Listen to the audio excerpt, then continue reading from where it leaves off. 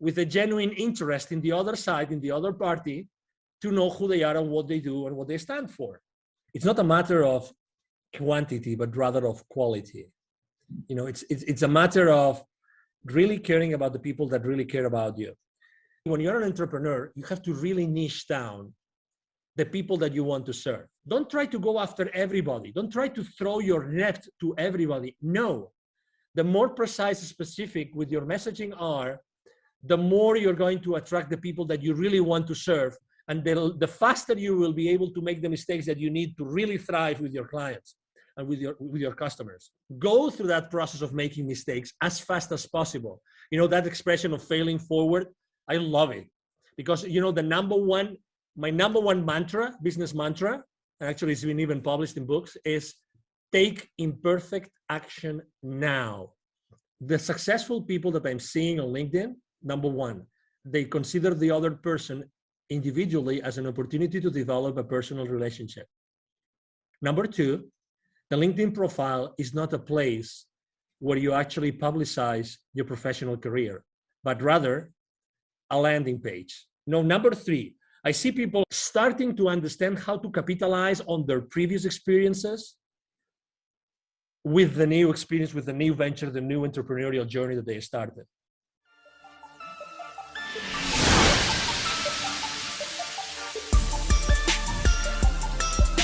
This is the Dragon Digital Marketing Podcast. Get ready for the digital marketing strategies and tactics that attract great customer relationships to your business. Here is your host, Monique Idimudia.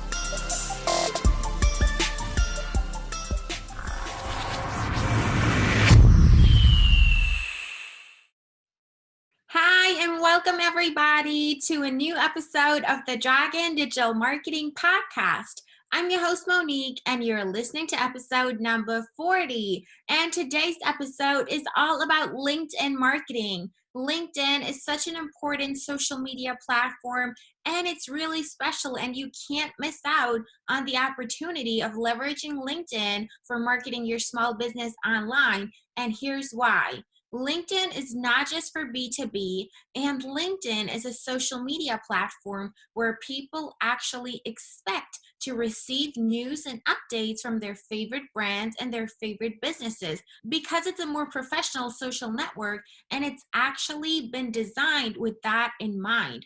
So you're not interrupting people with your posts when all they're trying to see is updates from their friends and family like on other social networks. So I'm super excited to talk about this. We're going to cover the topic in depth, and this is probably the only podcast episode that you have to listen to when you want to learn about LinkedIn marketing for your small business.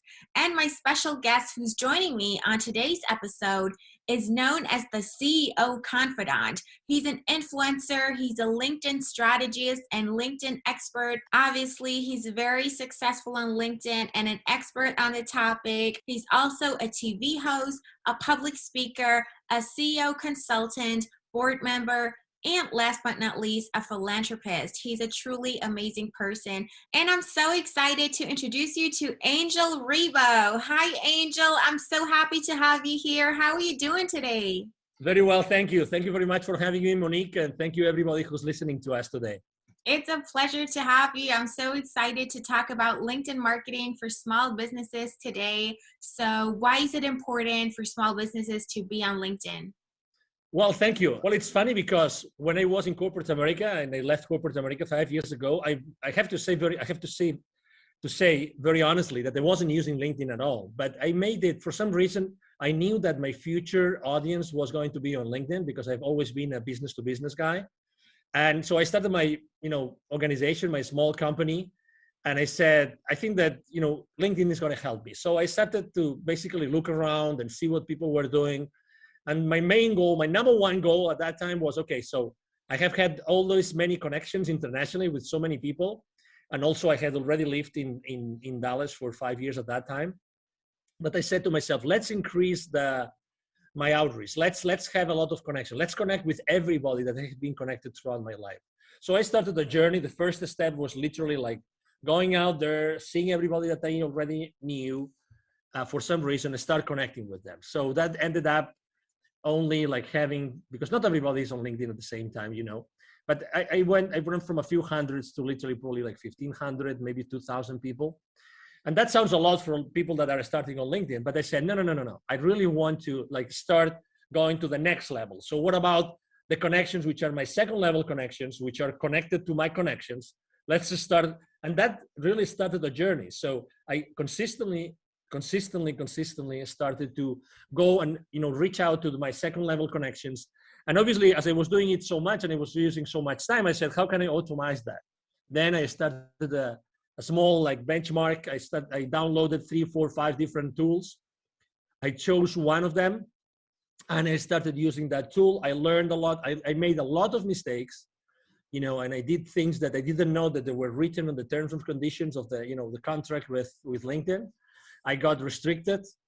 And obviously I was extremely frustrated because, you know, you don't know what you don't know, right? So you think that you're doing the right things and you're being cautious and everything, but it wasn't really that cautious, apparently. So, you know, I made a lot of mistakes, but obviously those were lessons. And something that actually, one of the mistakes I made besides those, you know, trying to make so many connections that got restricted was, how do I keep those relationships warm? Because a connection that means nothing unless you have a conversation with them. And not everybody's open to, you know, have those conversations, not over. So I decided I'm a very unconventional guy. Let's put it this way. I don't like to do what everybody else is doing.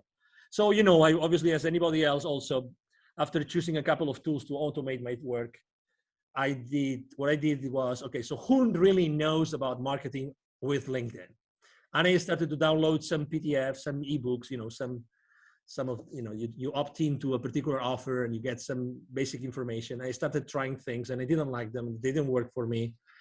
So I said, okay, so I'm going to be myself. I'm going to be Angel Ribo, the CEO Confidant, talking to all these people, and I'm going to use unconventional messages. And I started, basically, I remember one batch of emails or the connecting emails to my potential connections saying, you know, what has been the most defining moment in your life, right? And I have to say that wasn't very successful, but that allowed me to see who was really open to have very in-depth conversations from a human perspective. Because we tend to think that as LinkedIn is a professional network, everything has to be professional. But that's not the case. In reality, people connect and people do business with people, with human beings. So people do businesses with people that they trust and they think that they can have a personal, the right personal, you know, connection and relationship, probably with the same principles or similar principles, similar values, right? We don't have to be in agreement with everything. So, but it was interesting because a lot of people asked directly, you know, this was the most defining moment in my life. And that means that a lot of people became suddenly vulnerable with me. So I learned one lesson, which is maybe if I am vulnerable, they will be vulnerable as well. So then I started becoming really more raw. And something that people don't actually think about is when we start a conversation over email, it doesn't have even to be LinkedIn. People think that they have to immediately start throwing all your value to them. Like, you know, let's say you and I were both podcasters and we want to have a lot of nice, you know, very successful people, and we start reaching out to them. Hey, I have a podcast and, you know, I'm only starting, but, or maybe I already have like 10,000 people following the podcast and I have 20,000 downloads, or maybe only 500 downloads. It doesn't matter. In reality, nobody cares about what you are, who you are, or what you do. In reality, people care about what you can do for them. You know, so that's very important. So, you know, I started the conversation with them at that point as if I was in a face-to-face networking event. So let's say you and I meet for the first time. You're in St. Petersburg, Florida, a wonderful place. And there's, for instance, there's a boat trade show in St. Petersburg, which actually it happens a few times a year. And I go there and we meet in a parallel networking event to the show. The first thing we're going to say is probably, hi, Monique, because you will have a badge, right? Hi, Monique, how are you? I'm Angel, I come from Dallas. You know, that will be probably the first conversation, right? Very, very informal conversation. And maybe, you know, we get into a conversation and we get to know each other a little bit and we get to talk about what you do in your life, what I do in my life. And maybe, you know, we kind of like each other. So we continue the conversation and maybe, you know, when you support the small businesses, I can send you a few leads your way. And when someone wants to go international and wants to expand internationally, maybe you send them my way. And that's how things are being built, from being a genuine human being with a genuine interest in the other side, in the other party, to know who they are and what they do and what they stand for. Would you agree? Absolutely. I absolutely agree. That's the secret to everything. Yeah. Exactly. So, I understand that a lot of people have their recipes and have their swipe files and they have their strategies and everything. And that's great.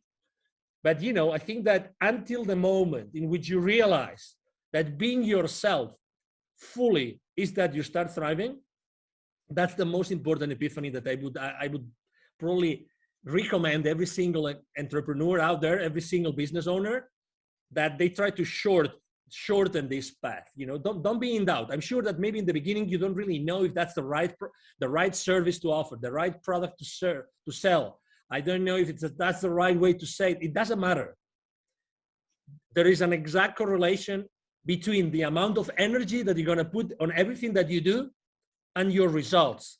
And it doesn't have to be necessarily like politically correct or marketingly correct or salesy correct.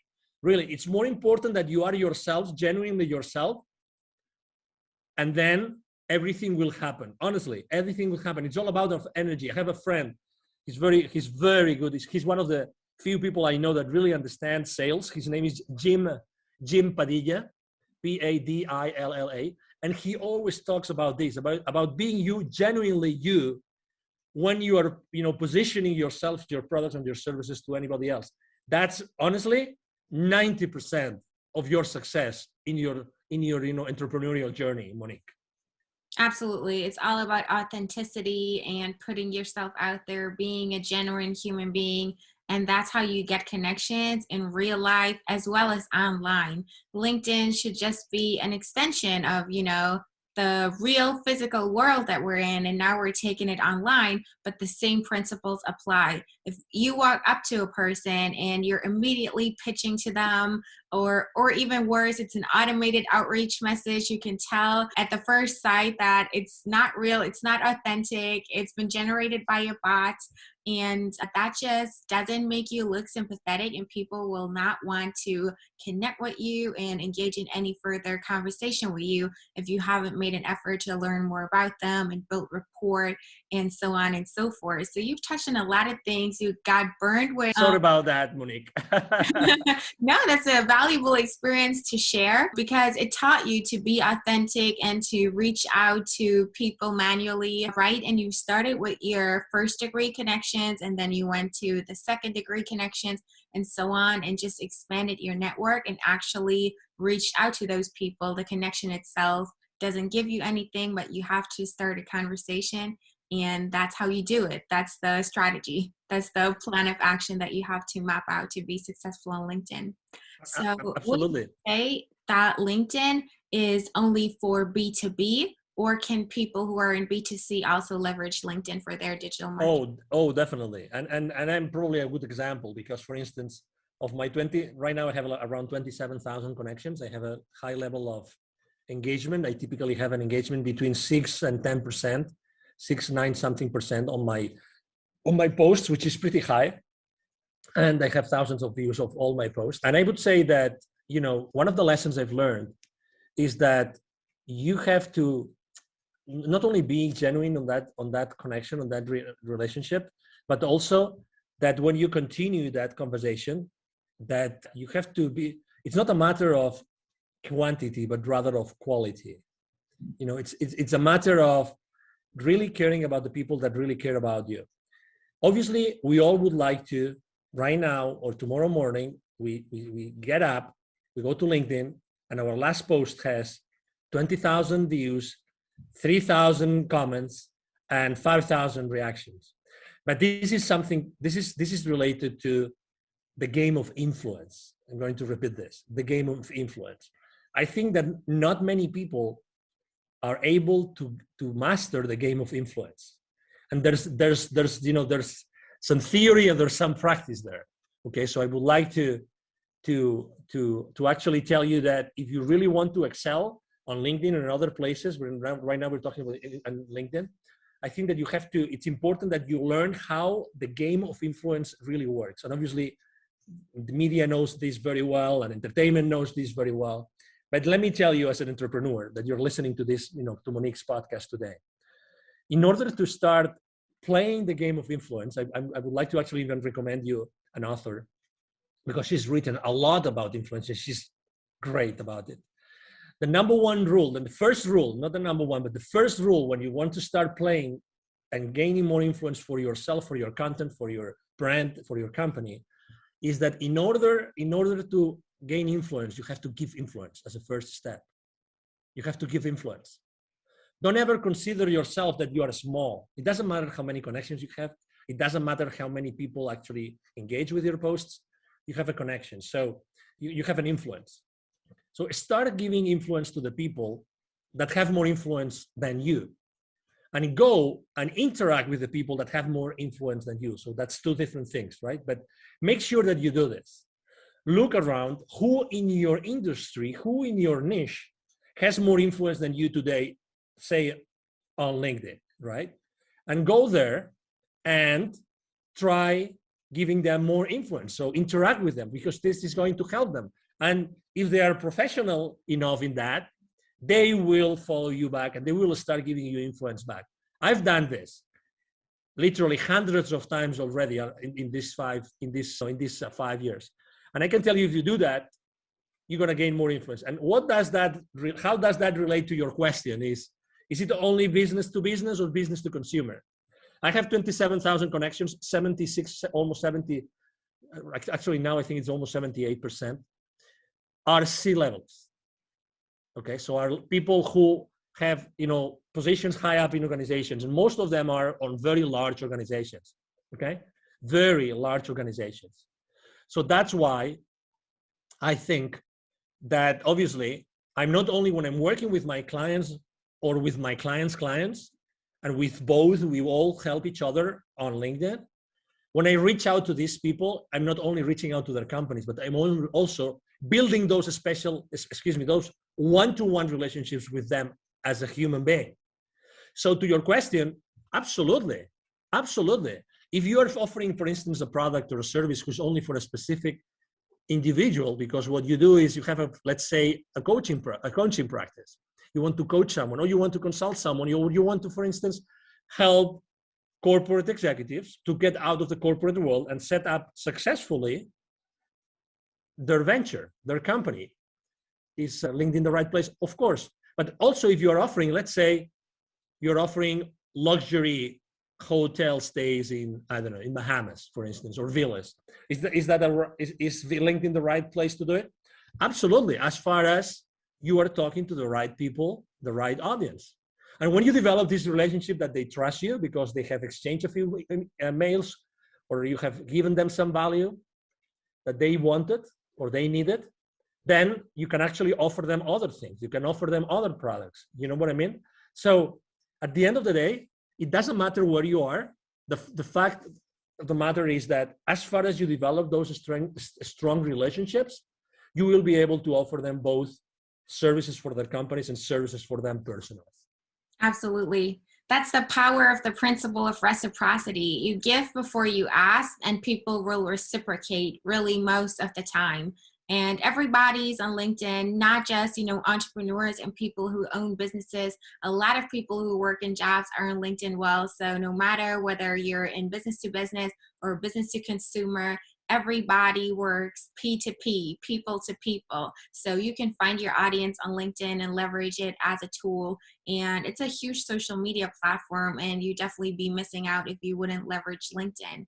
Now, we focus time and resources, our people, our money in our digital marketing strategies. So how can we leverage that to actually see a positive return on investment and make it an investment and not an expense? We actually want to generate leads and sales from our activities on LinkedIn. So how do we go about that to make it worthwhile and to make it profitable and efficient to actually get leads and sales from LinkedIn?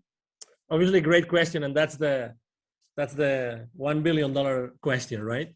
So After you have developed those relationships, then you have to start doing a triage that they call, right? The triage. So you have to start really knowing what every single company or every single person really wants. I'm going to see what I'm saying want. I'm not saying needs. I'm saying want. Because why?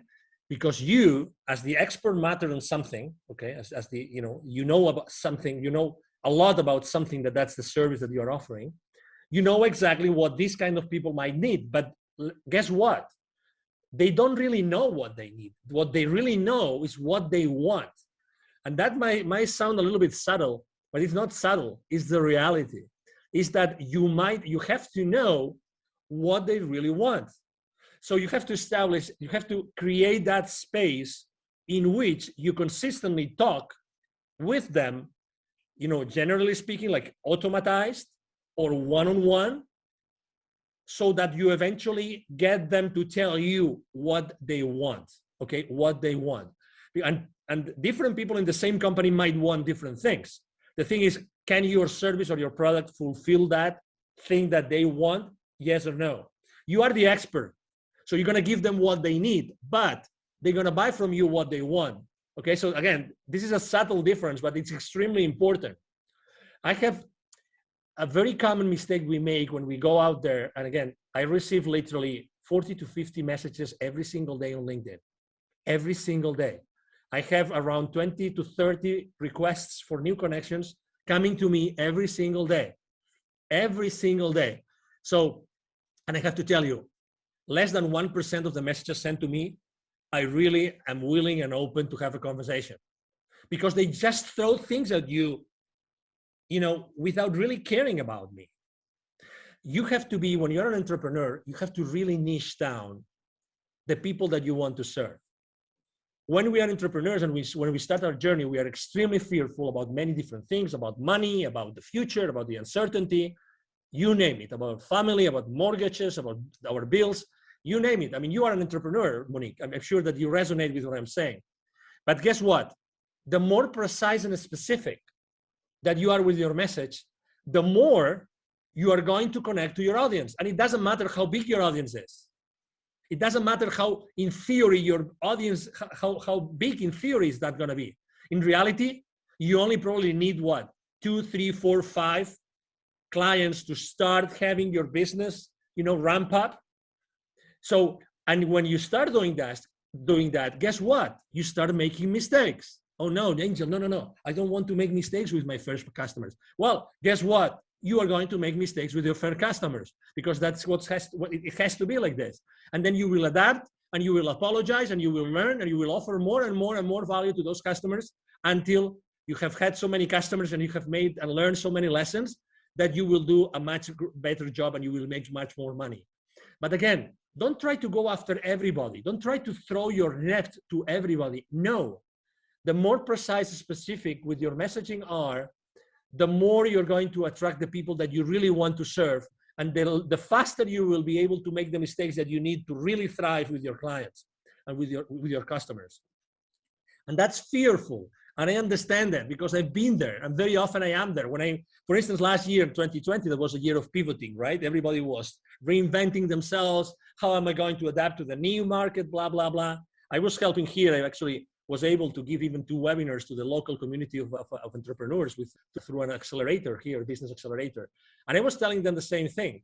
Hey, if you're going to change, make sure what you're going to offer is going to be extremely specific, so you will be able to, go through that process of making mistakes as fast as possible.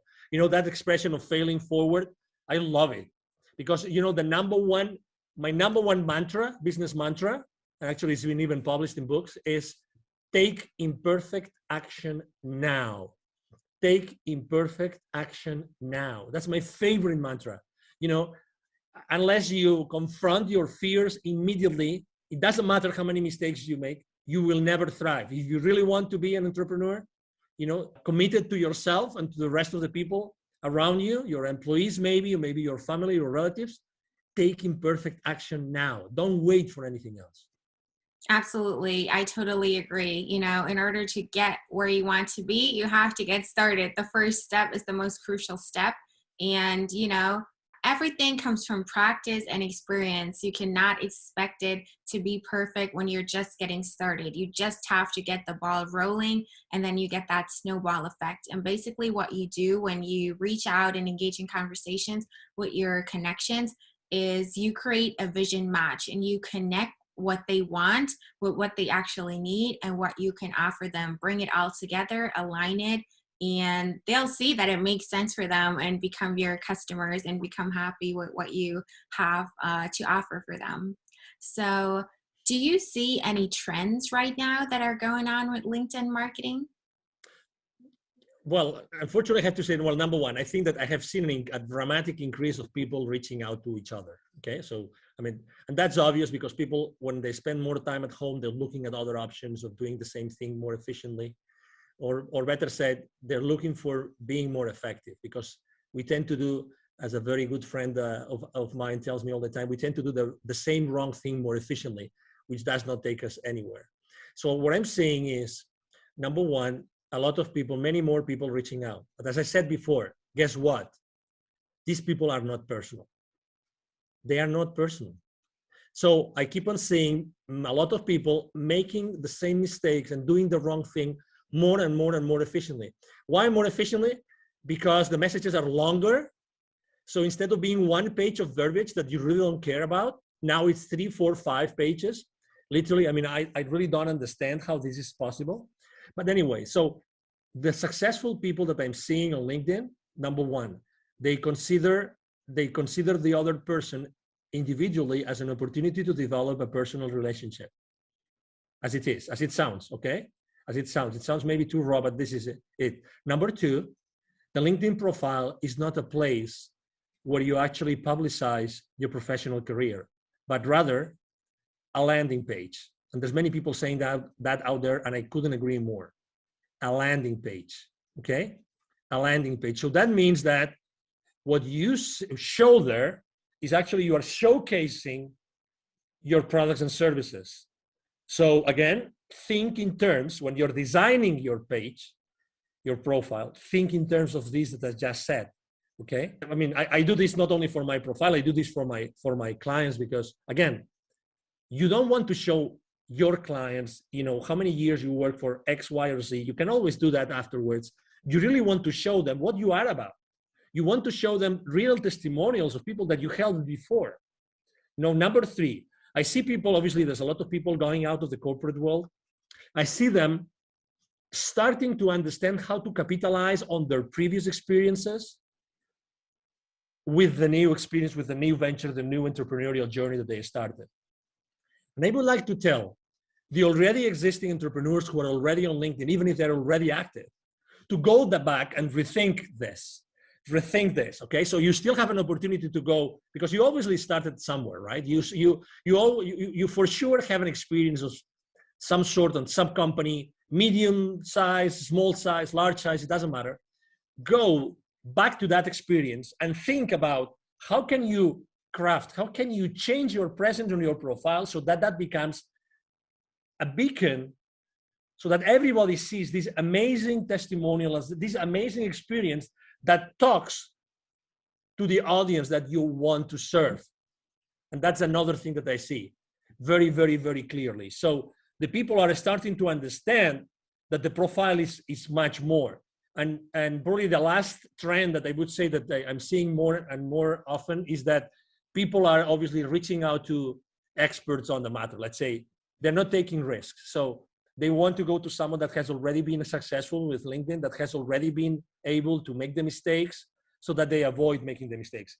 If someone gets restricted on their profile right now, very honestly, and there's thousands of them every single day, is because you want. Because I already warned you. I made the mistake. So why would you make the mistakes if I'm telling you what mistakes not to make? You know what I'm trying to say?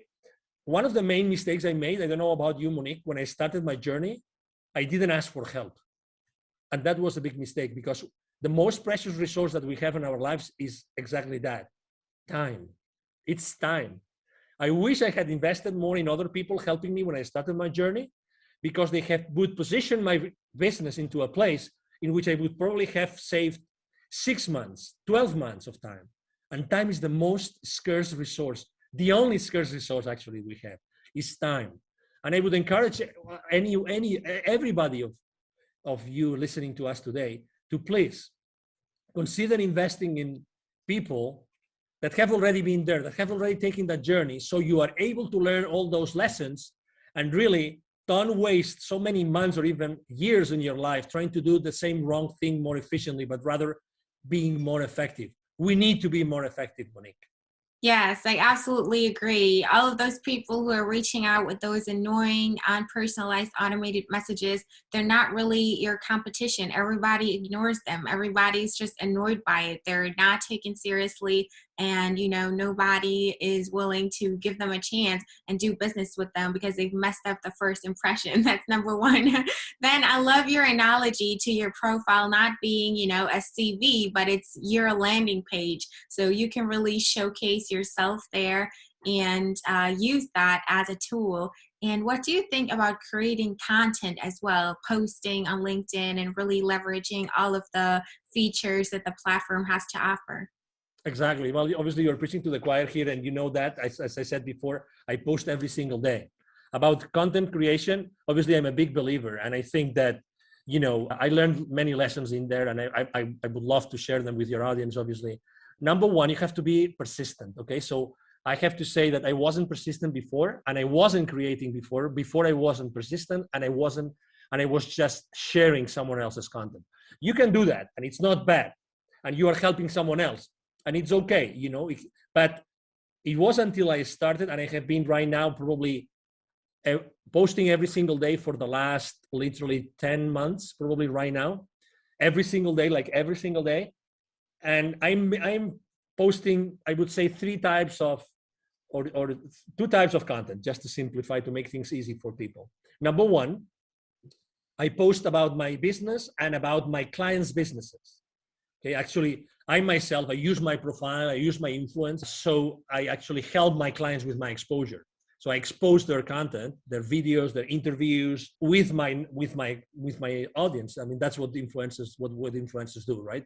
We use our influence to favor the business of someone else, and that's something I do. So then I have a first type of content, which is my own content and my clients' content, and that is typically 3 times a week, 3 days a week. Okay, and then. So I post typically once a day. And then the rest of the days, it's really related to something personal that happened to me, or something personal that I see happening to others very much, and I think that interests them, or something which is related to a specific date. So it's Nelson Mandela Day, or it's St. Valentine's Day, and then I post something about it. And I have to say, I mean, I love writing copy, and I have actually a great copywriter in my team, and we really, I mean, we really love to do it. We really love to do that. And if I had to give you a reason why I post so many days personal stuff, it's because people like to know really who you are. People like to know what you think. And I'm not very controversial, because on my posts, not because I don't want to be controversial, it's because who I am. I'm not controversial. I mean, I've always been that guy. I come from a Catholic family in Spain, and Spain is a very Catholic country, and I always was trying to be in the middle and try to be the moderator in fights, this kind of thing. That's who I am, right? So last year, for instance, I can tell you that I posted a lot about building bridges. Everybody was burning bridges. Everybody was here or there, and you are in Florida. So, I mean, I think, as you know, Florida is also a very polarized state, right? And Texas was also very polarized last year before the election here in the US. You know what I'm talking about. So I did not post about politics, not one time, actually not one time in my life, just because I think that we human beings, we need to discuss other stuff. I'm not here to discuss about politics, but I know that people were feeling that they were losing some friends to discussions, to fights, to arguments. People were feeling they were losing some.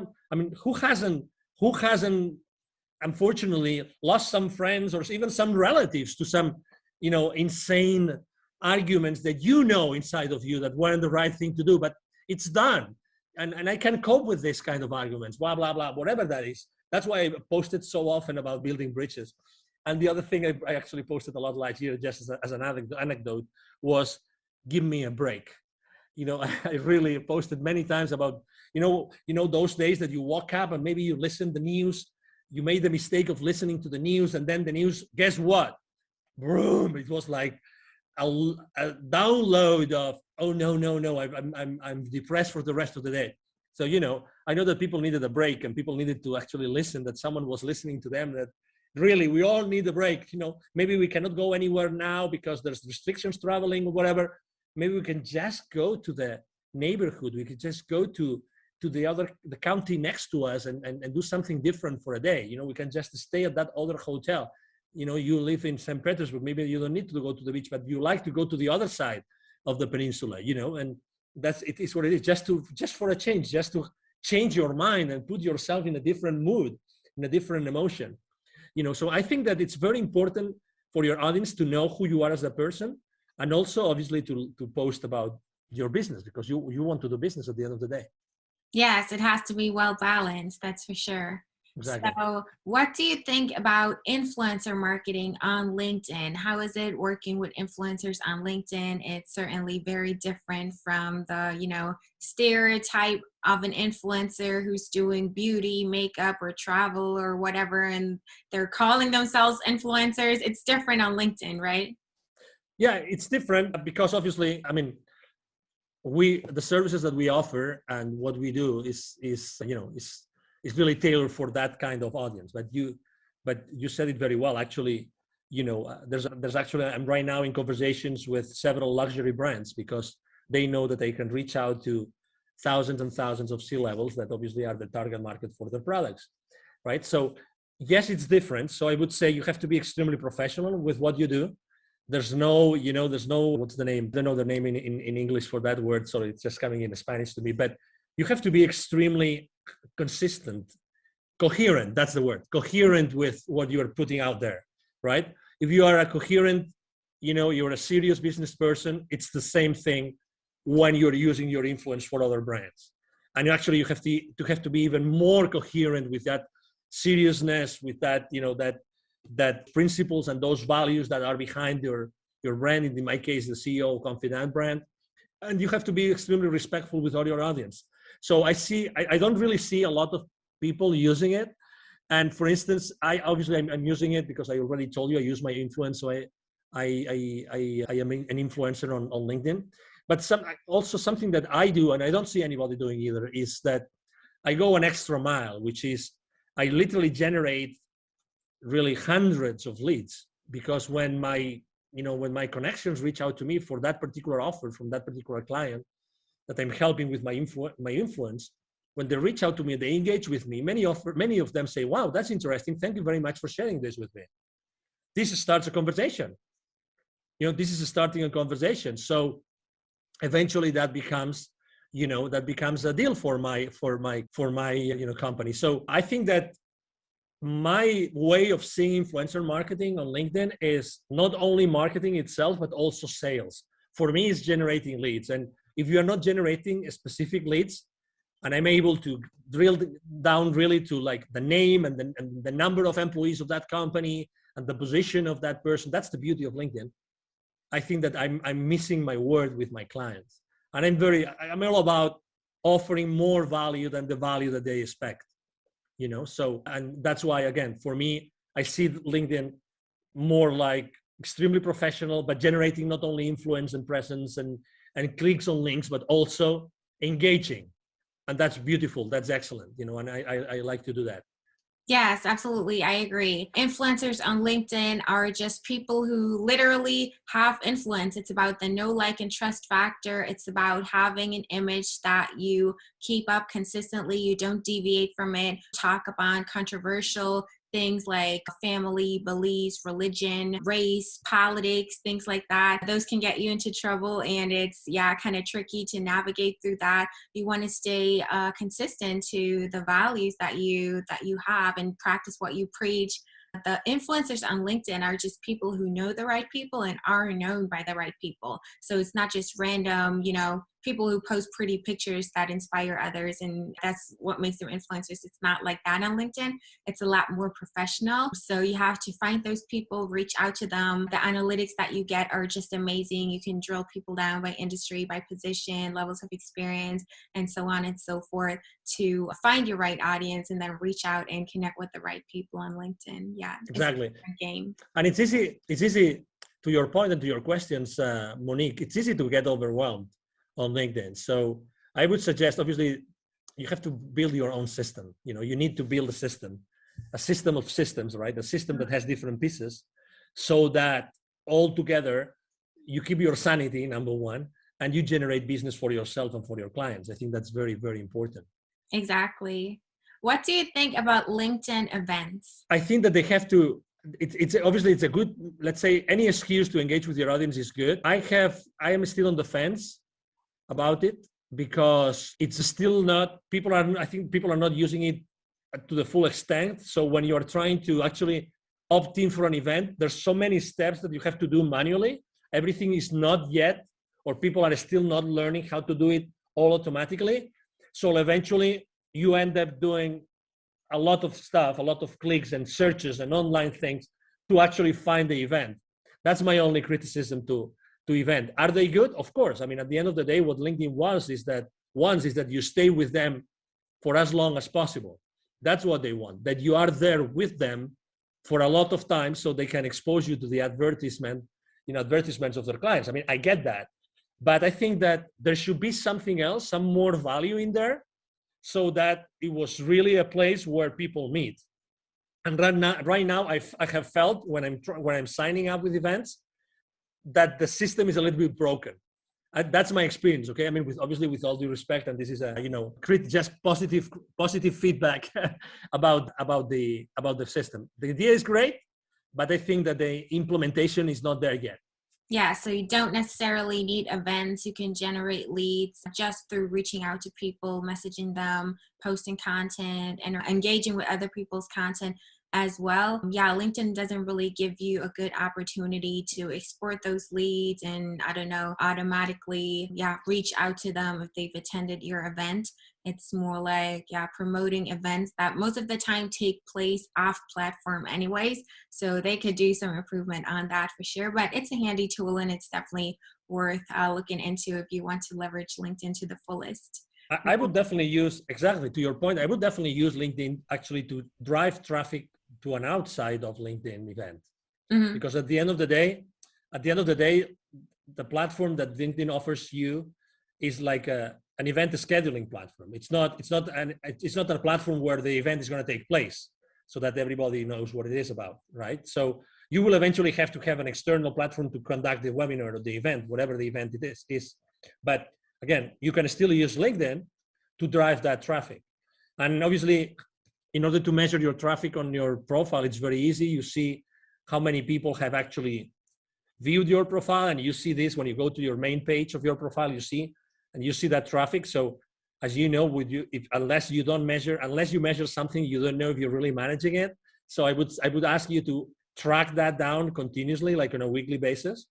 So LinkedIn tells you for the last 90 days, how many people has viewed your profiles. So that's one thing that you should keep into account.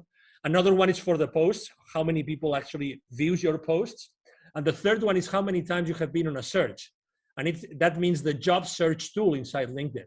But again, it's another way in which you see if the keywords that you're using on your profile are the right ones or not. So as far as again, it's all about, because we're talking about how to drive traffic to your events, right? So keep an eye on all those statistics. And if you keep an eye on those stats and you keep on increasing them all the time, and you know how to increase them, then you will then increasingly attract people to your webinars outside of LinkedIn. Right. So you've touched upon, or you've talked about building that system of systems. How do you go about building a system and really incorporating LinkedIn in your digital marketing strategy and create an actionable plan that you can execute step by step to make it work for you? Great question. Obviously, I mean, I built my system after lots of tries and errors, lots of mistakes. I would say even great. I signed up for systems or subsystems that look great on paper, but then, for instance, the customer support was very bad. And I have to say, for me, customer support of any system or subsystem I use is paramount, is the most important thing, because when you most need it, you want the support. You need the support to support your business or to support the business of your businesses, right? So I ended up doing a mixture. So there's several subsystems that they use to track the messages on LinkedIn, to track the connections, and to throw campaigns, to launch campaigns to different audiences, because, I want to really send the right message to the right person. Then I also use Sales Navigator, because it's part of Sales Navigator is really the high quality search tool. If you do a search on normal LinkedIn, even if you have Prime or Premium, excuse me, I'm talking about Premium. I would encourage you to use, if you can afford it, to use Sales Navigator, because the power of the search tool of Sales Navigator is going to help you a lot to then specifically customize the entire marketing strategy to the people that you want to launch it to. Okay, so we already talked about the several tools, including Sales Navigator. Then I also use a tool that allows me to track literally all those numbers that I told you, every single number of every single post, because as you can imagine, I post every single day. A few times from time to time, I post twice a day. So this is a lot of data. I have a system that helps me track all that data live, like online, like on real time.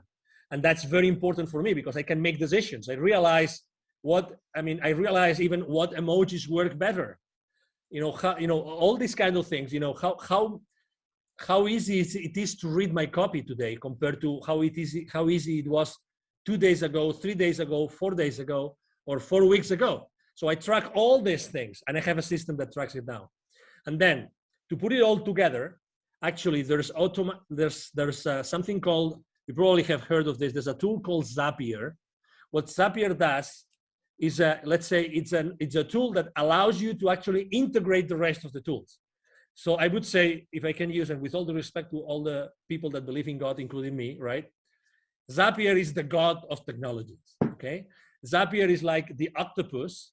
If you've seen that precious movie, My Octopus Teacher, which I recommend to everybody, by the way. So it's like the God, which is in the middle, that helps you integrate the rest of the tools. So I put Zapier in the middle, which is really easy to use. And it helps you manage different triggers of different events happening in different places. You can actually integrate email into that. And I have actually also, and that's the last part of my system, I have built actually spreadsheets on Google Sheets, fully integrated with the rest of the system, so that I have a dashboard. Okay, so here you are. I have a dashboard that has all my leads, all the leads generated on LinkedIn, all the leads, all the emails that I'm sending through my email system, and all those systems are integrated onto a dashboard that I have had designed on a spreadsheet. So this is my entire system, right? It sounds complicated, because I have tried to explain it to you the way that I was little by little integrating the different subsystems, but right now, works flawlessly. And what I'm doing I have someone in my team that has helped me build the systems for me and for my clients. So right now it's like duplicating the same system, so it works for other people. That's the beauty of it. Again, it was what I was saying before. I mean, it would take for you many months just to do a benchmark of the different technologies and subsystems. When you have a system that already works, how much is it? How much is for you? How much is 3 months of your life worth for you? How much of not having to pay more bills? Add up the bills that you have to pay. Add up your cars, your mortgages, the utilities, the clubs, add all those up, multiply it 3 times, or maybe 6 times. How much is that for you? If you could start generating revenue in 30 days or in 60 days, that's why I always talk about the same thing as I said before, taking perfect action now, but get help. Be the solution. Don't be the problem. Don't keep on working on the problem. Work on the solution today. Yes, I think that leveraging marketing automation and taking advantage of all of those tools to facilitate the processes for you is a smart thing to do. and everything has to be integrated nowadays. You can't, invest your time in doing repetitive things manually over and over again to create the spreadsheets and everything yourself. And you want to leverage tools for that. And Zapier is a great tool. I use it myself. I can definitely recommend it. Sales Navigator, I'll link the tool recommendations that you gave us in the description as well. What tool do you use to track your activity live, and what helps you figure out which emojis work best for your social media management? Yes, there's a tool called Shield App. Again, I'm doing some, I'm doing some referral marketing, affiliate marketing today, but it's okay. I mean, I'm not making money with any of those, by the way, so that you know. But if you would like me to share the links to those technologies, I can do that, Monique. If you want me to do it, I will be more than happy to do it. But I use, actually, it's developed by some European high-tech team. Great support, great technology. It gives you great information. It's called Shield, like windshield, but Shield only app. Again, great technology. When I saw it, I said, "Oh my God!" I used to use a spreadsheet, and I'm kind of I used to be a control freak, but now I am micromanagement with myself freak, because I really want to know how to improve things. I want to make small improvements little by little, but I need data. So I was collecting manually every single thing. So I had a spreadsheet, post, date, blah, blah, blah, hour of the day I had posted, blah, blah, blah, all of those things in the spreadsheet. When I saw that system, I said, "Oh my God, you have heard my prayers. Thank you very much for exposing me." And I have to tell you, I'm all the time looking for new technologies, all the time, Monique, all the time. Even if I'm super happy about Shield App and Zapier and all those technologies I'm using, I have to tell you, I'm always looking out there, because right now there's so many disruptive technologies. There are so many, Monique, that, I mean, there can be right now out there some technology that probably can do something for you that you don't know, you can't even imagine, using machine learning, using artificial intelligence. Oh my God, that could probably save you, 2 months of marketing, 3 months of marketing, or 6 months of prospecting, of cold prospecting. Oh my God, what does that mean to your business? Again, we entrepreneurs, I think that we're very conscious about all the bills we pay every month, right?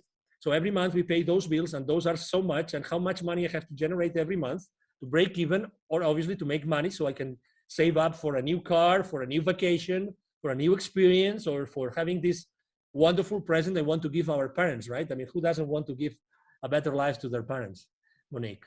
Absolutely. Yeah. That's why I love asking about tools. I'm all about, leveraging technology to make things easier and faster and automated for us, so we can spend our time doing the things that are more important for us, and we're not wasting time. We have to be the most efficient nowadays. Absolutely. Thank you. Thank you very much. I have to say that I really love it when the rubber hits the road, because it's really there. I mean, right now, everybody listening to us, they can go out there, look for it, buy it, try it, test it, and see, oh my God, yes. Yes. And that's what we want. I mean, we really want, you are a public figure, I'm a public figure. We are here to really help people. We really want to make these shows, these conversations useful for people. We really want to do it. Yes. That's why we do it. I mean, we're using our time. It's, we're recording this on a Friday. I'm sure that you have many better things to do today. You could be, you know what I mean? I mean, we have choices in our lives, but we still choose to be here because we want to really share our experience. If our experience can help someone, if today there's only one person, even if there's only one person that resonates with my message today, oh my God, this conversation with you, Monique, has been enough, because we've changed someone's life forever. And that's the beauty of having these conversations publicly. Yes. So what benefits of LinkedIn marketing do you see that no other platform offers? Segmentation, I think it's very important. You own the data. You don't have to trust that someone is going to categorize the data for you as other platforms. In this case, you know exactly who you're talking to.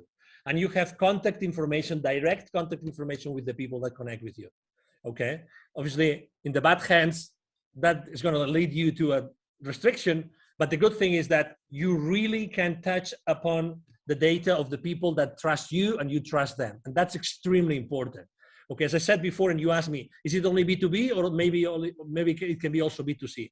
Absolutely. If you do it right, again, if you do it right, it can be B2B or B2C. For instance, I had a client that he was developing a personal app, right? A personal app. And that app, he was only thinking of, no. In order to sell that app, it's for private people. It's for, it's for the mom and pop, and maybe not young people, probably mom and pop, or, middle age, blah, blah, blah. I should use probably like, it's probably going to be Instagram. And I said, well, and do you think that maybe there are a lot of mom and pops that work in large corporations? And do you think that maybe that could interest a corporation? So again, it's the flexibility, it's the granularity, that's the word. Granularity of information that LinkedIn offers to you that you can actually then use to, drill down to who you really are interested in talking. And that's beautiful. Again, read the terms and conditions, because you don't want to be restricted. But this wealth of information, again, to be honest, I consider LinkedIn to be a search tool. It's nothing but a search tool, to be honest. It's a search tool, but a very powerful search tool that allows you to do a lot of things. But it's a search tool. Yeah, that's right. It's a very powerful search tool. Actually, if you go now to Google or to any search tool and online and you put my name, I bet you that probably the first line of Angel Ribo, R-I-B as in boy, O, is going to be my LinkedIn profile for sure. Obviously, because I have thousands and thousands of people watching my profile, every single day, but also because they want to be a search engine. They want to be so that whoever is looking for someone, the traffic is now driven back to LinkedIn. That's what they want. LinkedIn wants you to be spending a lot of time on LinkedIn. That's what they want. Yeah, so it's self-reinforcing, and your goals and the goals of the platform are aligned, and they keep pushing you more and more because you do what the algorithm wants to see. You don't, try to drive people away from LinkedIn and, always link to other websites and try to get them to leave LinkedIn or whatever. No, you're using the features that LinkedIn offers you to engage with people and pursue your marketing goals, and you're doing it all on the platform. You're using their events feature, their messaging feature, you're sharing content directly on there, you're endorsing people, receiving recommendations, giving recommendations, and collect everything on LinkedIn and use that as your marketing tool, use your profile as your landing page, and that helps LinkedIn out. And if you help them out, they want to help you out too, so they're not going to punish you, they're going to give you an amazing organic reach and all of that, and it's just a win-win. That's right. So LinkedIn also has this feature where you can publish articles. So you can also use it as an extension of your blog and publish stuff there on LinkedIn. Do you recommend doing that as well? That's a great question. So I have used it for my clients. I have used it for my own only one time. And the reason why I have done it so little for me and also so little for my clients is because I think that written content, even if it has pictures and it has, photos and it has charts and it has bullet points, how many people do they really have the time to read the entire article? That's number one. Number two, how many times, if you reduce the size of the device screen, right? You might have the time, you have a great screen, you might have the time that you might like even to read it because it's fancy. But if you're on your cell phone and we know that consumption from mobile devices is going up, how many are they going really to see that article, to read that article? You know what I mean? So it's all about traffic. So as much as I could be, I have a group of content, developers, creators. So I could have articles every week, and I'm not doing it because of that, because I'm not sure that I'm going to be adding the value that my clients are going to have the time to read. That's why. So you want to repurpose that content and you have a way to drive a lot of traffic to that article from outside LinkedIn. Maybe that would make sense because, again, LinkedIn is their place for corporate and professionals and B2B and B2C, blah. That I understand, but to be honest, internally, not sure. Yeah, so it's better to post directly in the feed, post images and text there. You can post PDFs. It makes your content more easily consumable at a glance while people are scrolling through their feed, and they don't have to take the time even to actually read an article. That would actually be the smarter thing to do that you also recommend. That's good to know. Absolutely. I mean, people may have different opinions, but I'd rather probably write an article at, I don't know, at Thrive Global, Ariana Huffington's online publication than doing it on LinkedIn. I mean, as much as obviously, I mean, I spend, as you probably can imagine, I spend hours every day on LinkedIn, literally hours. Yeah, so you would know. I think it also depends on your niche. For a minority of people who are in the copywriting niche, or I don't know, poetry, whatever, when it's all about writing and they know their audience likes to read, they only want to read, and they it's really all about text. Then of course you can leverage that, and it's great that LinkedIn offers that feature because you can showcase your work and share it with the audience without having to, drive people off the platform. So we can use that, but in general, it might be more beneficial for you. I mean, you have to test it out. There's no one size fits all answer to anything in this world, but in general, it gets more traction when you post in your feed, because if you publish that article, you write it, you publish it on LinkedIn, then when you share it, all that people see is a preview. They see like the header image, a title, and like a small description of the preview. So they still have to click and they have to leave their feed to even be able to read that article. So it might be, easier to get the message across right there in the feed when they can see it right then and there. Yeah. Exactly. And you cannot manage what you don't measure. So look at the numbers. I mean, you have your own audience. Look at the numbers. Look if you're grabbing the attention of the LinkedIn editors. That's another option, obviously. See how much attraction you get with your articles. Yeah. I as I said before, I'm not a very conventional guy. So I like to try everything that I'm being told. You cannot do that. Okay, let's try what happens. Again, within a framework of, principles and consistency with my brand and everything. Yes, that's important though. Test. Oh, totally. Yeah, really. Don't be afraid. Again, at the end of the day, if you are, I always tell the same story. If you are afraid of trying something on LinkedIn or any other social media platform, if you are afraid, ask yourself the following question. Are the potential viewers of that post that might not like it, are they going to pay for your bills this month? Are they going to pay for your bills this month? You tell me. So why do you care about people that don't like what you're writing? I remember one day, the first video I've ever done myself online, it was on Facebook. Okay, that was 5 years ago, a few months after I left corporate America.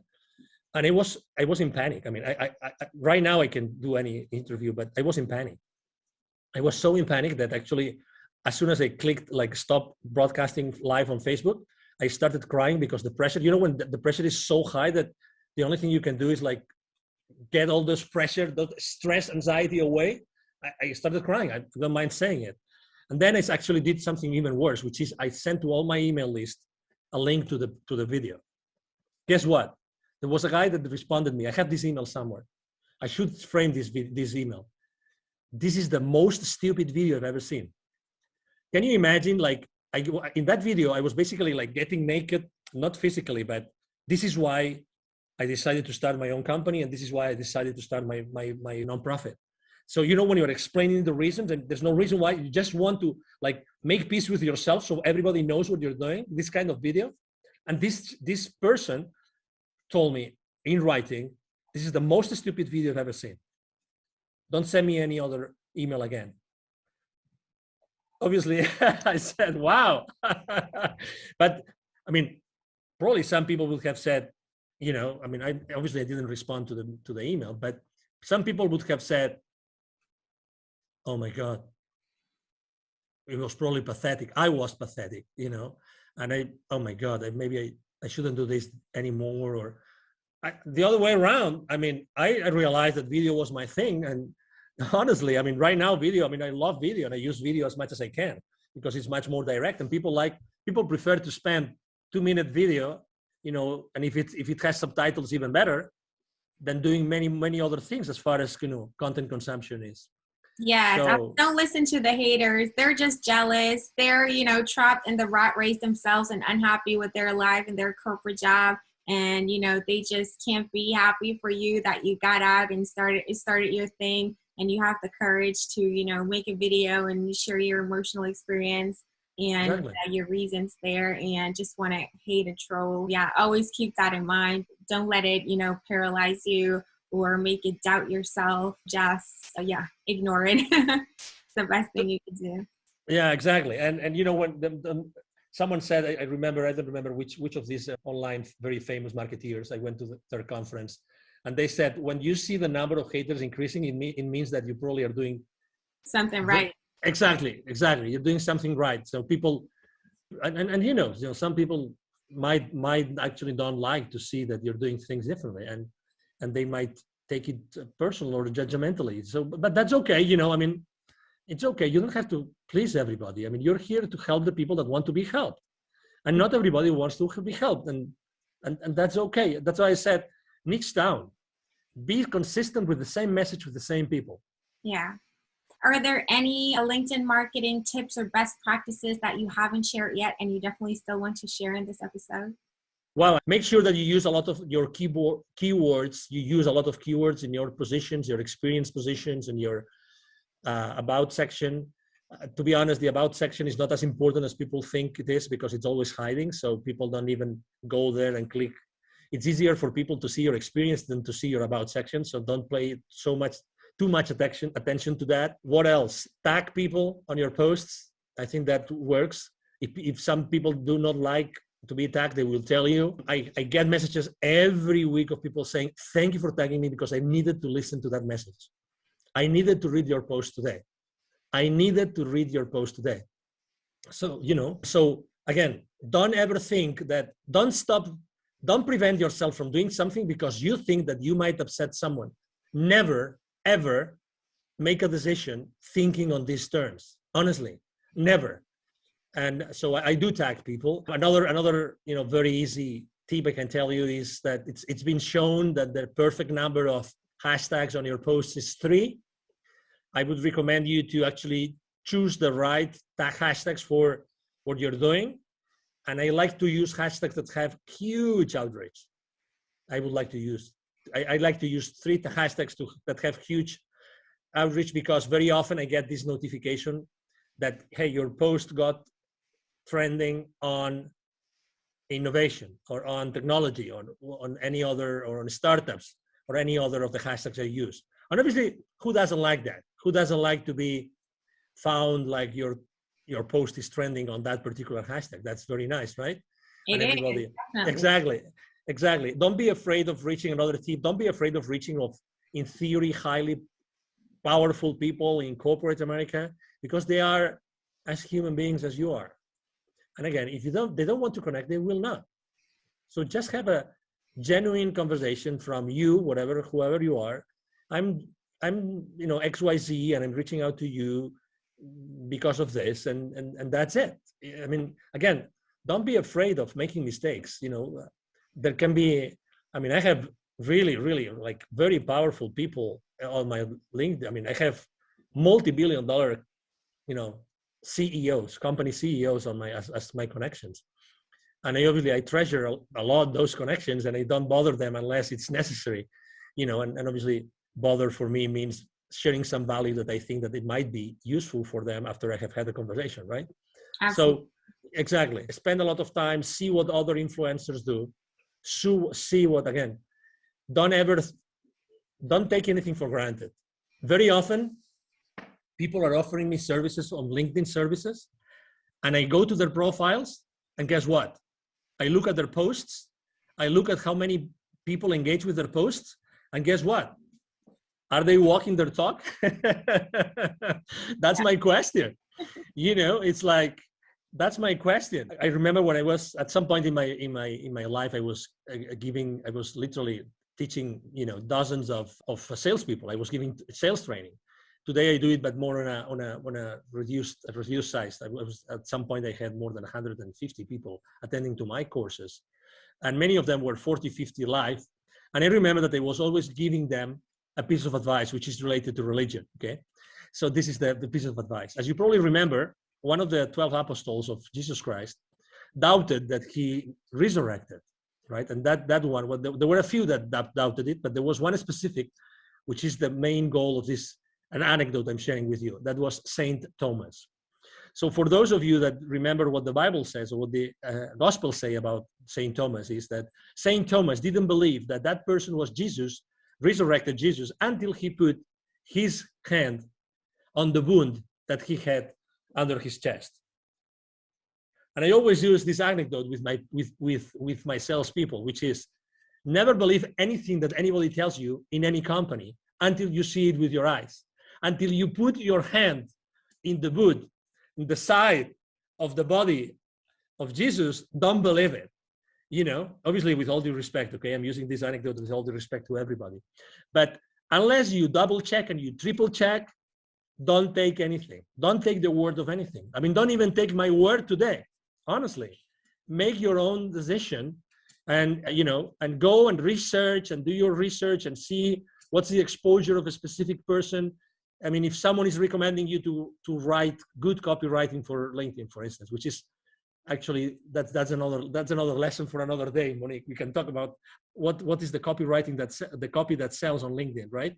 So, and obviously we write every day, so we've kind of learned a few lessons. So if someone is offering you copywriting for LinkedIn, test them. Go to their post and see how many people actually watches views their posts. Honestly, and how much content do they have? How can they tell you that their content is good if they cannot tell you, they cannot show you that they have written, I don't know, right now we probably have 200, 300 different posts of our own created, content. So don't take anything for granted, really. If you want to trust something, or if you want to try something or the services of someone, go there, look online, and make sure that what that person is saying or that company is saying is true.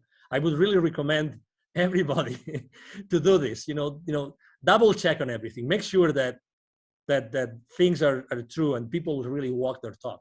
Yes, verify their claims and look for some social proof before you just blindly trust anybody on the internet. That's right. Exactly.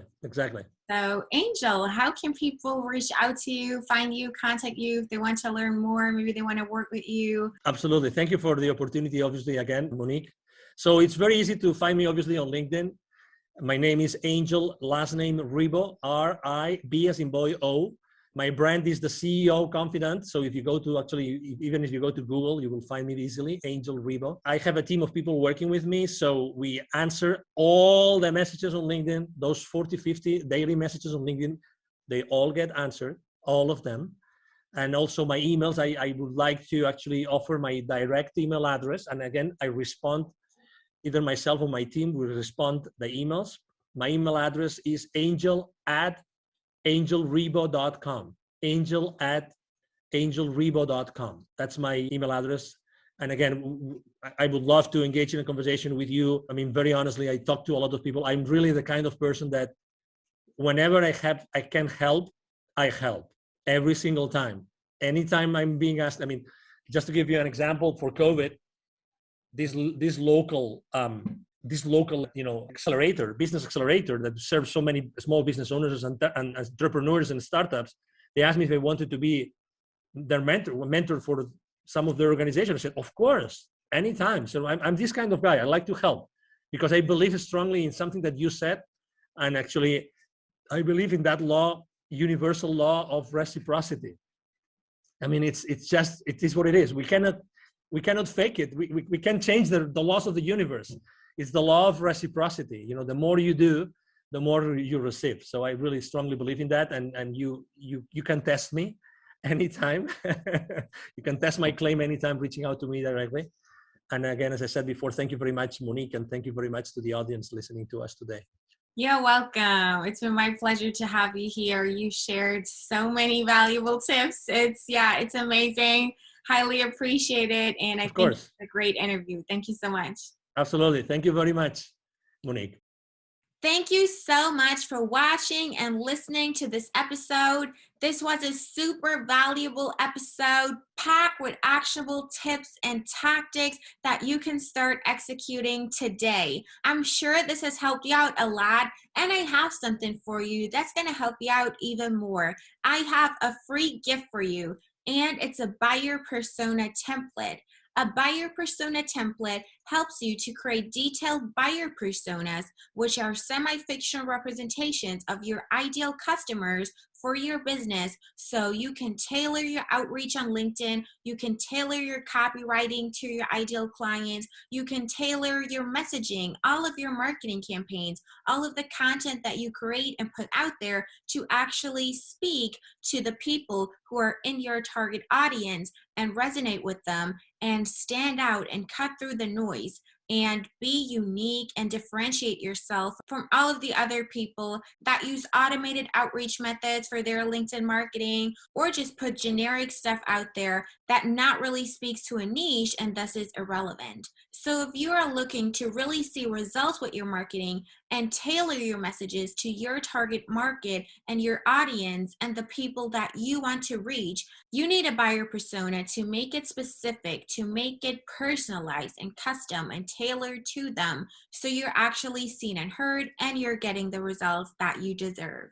So make sure you grab my buyer persona template. It's a free download, free of charge. You don't have to pay anything. Just go to the website. That's dragon-digital-marketing.com. The link is also in the episode description. Make sure you check it out. And there you can also find the show notes to this episode, where I always put all of the links for the resources, tool recommendations that Angel gave us during this episode, and also the links to his and my LinkedIn profile. Make sure to follow the both of us, because we share valuable content there every day, and that's going to help you out even more. So as you can see, we got you covered. I hope that you really liked this episode, and thanks again for watching and listening. I really appreciate it, and I appreciate your engagement in the community. And as always, if you need help with your digital marketing, reach out to our agency, Dragon Digital Marketing. We're happy to help you out.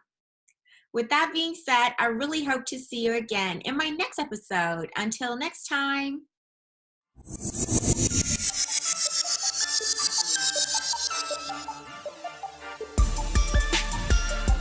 Thank you for joining us for this episode of the Dragon Digital Marketing Podcast. You can visit us at dragon-digital-marketing.com for more resources and for more episodes. Let us know how you like the show and write us a review. We are grateful when you like, share, and subscribe. We appreciate you.